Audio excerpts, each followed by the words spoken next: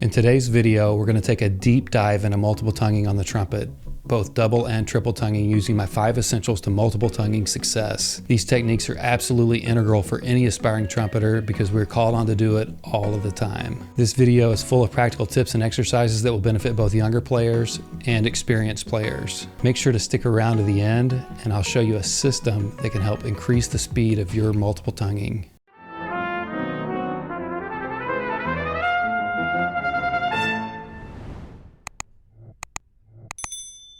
Before we dive into the nuts and bolts of double and triple tonguing, I want to highlight these 5 essentials to multiple tonguing success. This is in no particular order as they are all equally important. Number 1 is slow practice. We'll begin by practicing these techniques slowly in order to build a strong foundation. It doesn't matter where we are in our trumpet journey, it's important to keep coming back to this. Secondly, we're going to focus on tone, how you sound when you're multiple tonguing. The goal is to not sacrifice your sound when you add these techniques. Third is coordination. When you're articulating, your tongue has to line up with what your fingers are doing. Fourth is playing with clarity. When multiple tonguing, you want your note lengths as long as you can possibly play them while maintaining clarity in your articulation. Most students, when first learning a multiple tongue, usually block the airstream with the tongue, causing short and pecky notes.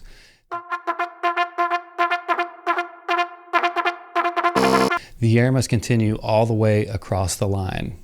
Fifth, you want to build a lot of room on the in-between tempos so that you can alleviate ever saying that a particular passage is in between whether or not to single or multiple tongue, which is another reason why slow practice is so important. I typically switch to multiple tonguing long before I absolutely have to do so as to not sound stressed out on those in-between tempos with the single tongue. So I'm confident that if you build your multiple tonguing around these concepts, you will be successful.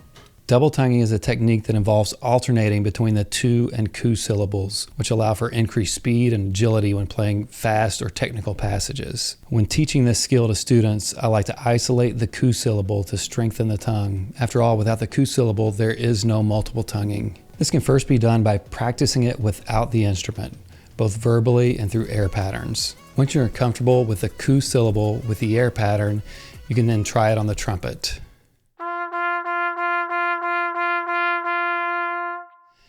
The next step is to alternate between the tu and ku syllables, again by verbally saying it, then using it in an air pattern, and then actually trying it on the trumpet. Remember what I said earlier, that we want to approach this by playing the notes as long as we possibly can, while simultaneously playing with clean and clear articulation.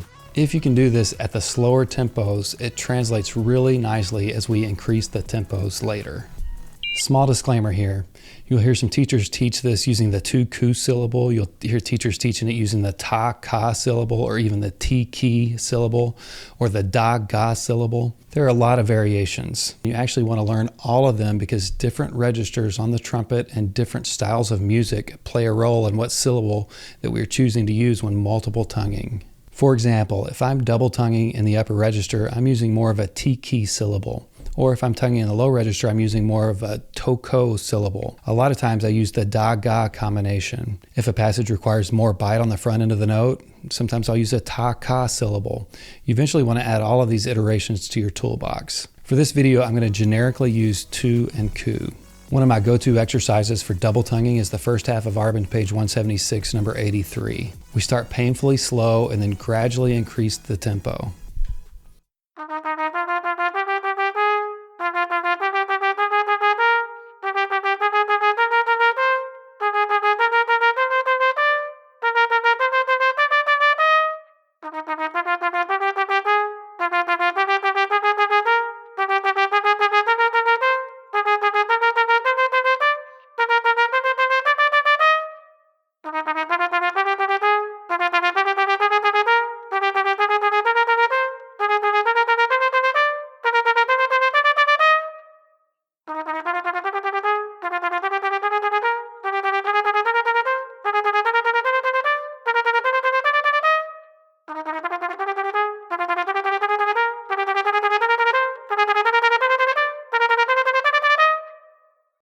Another Arbin exercise that I like for double tonguing is the first 8 bars of number 88.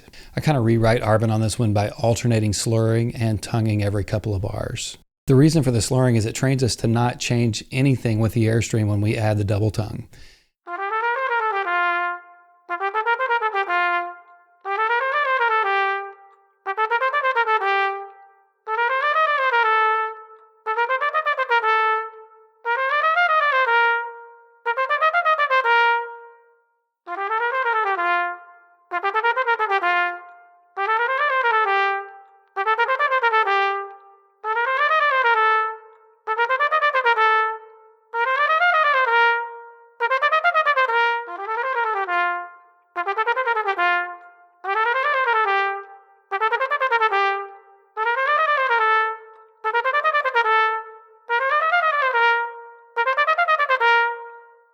When doing these exercises, it's important that you don't go to the next tempo until you have mastered it at the slower tempo.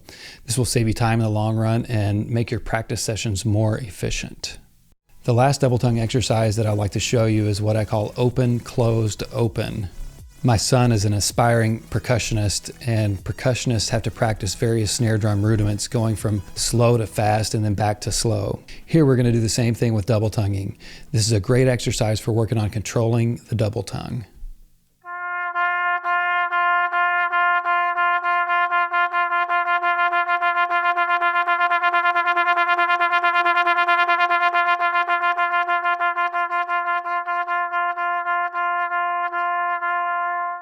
Now let's switch gears to triple tonguing. Triple tonguing is similar to double tonguing, and we use triple tonguing in music that calls for triplets at a more rapid tempo.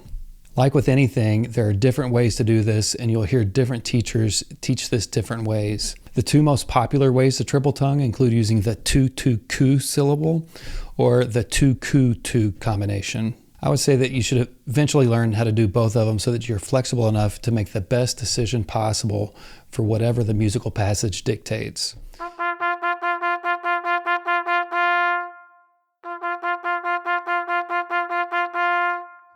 When I'm triple tonguing, I mostly use the tu-tu-ku combination, which is how it is suggested in the Arbin book. Just like we did with double tonguing, you should practice this first by verbally saying it, then try it with an air pattern, and then doing it on the instrument itself. Certainly the Arbin book is chock full of various triple tongue exercises. When first starting out, the very first passage of the triple tongue section in the Arbin book is a great place to start. One of my go-tos is the first 4 bars of number 5 in the Arbin triple tonguing section.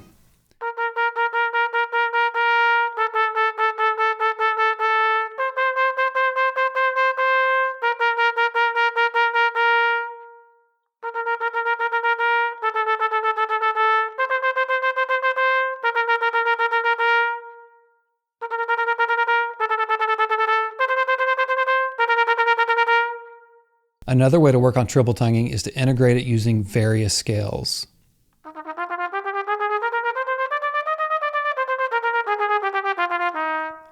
I also like to use the Clark First Study to work on triple tonguing where you're changing notes. This is a great exercise for working on coordination between the fingers and the tongue.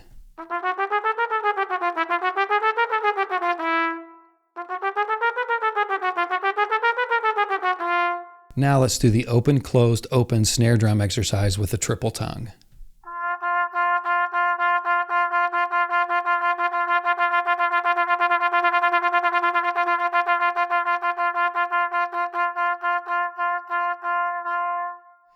Next, I want to show you a real-life example of a musical passage that requires multiple tonguing and how to tackle technical challenges such as this one in the actual repertoire itself.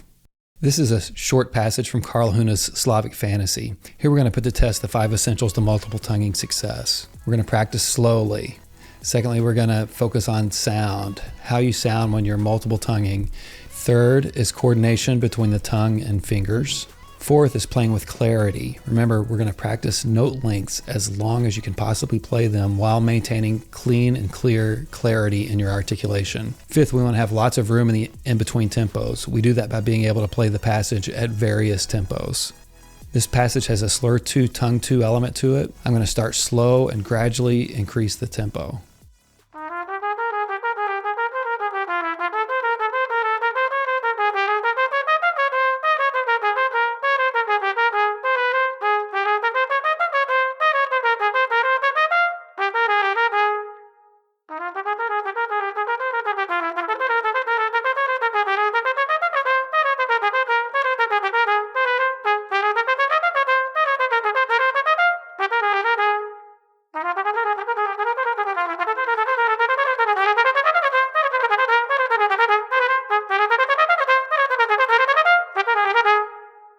So the tongue is a highly trainable muscle, just like any other muscle in your body. It's important to track your progress. The system that I use to increase speed in multiple tonguing is to document milestones by writing and dating your fastest speed on any given arbon exercise. If you're consistent with this, you will see real tangible progress with regard to speed over a period of time. But remember, you have to crawl before you can walk, and you have to walk before you can run, and patience is certainly the key. The goal in all of this is to build stunning technique so that we don't have to think about it when we are actually performing. Thanks for tuning in. If you like this video, check out my Trumpet Fundamentals playlist. If you find value here, hit that like button and consider subscribing to this channel. Happy practicing.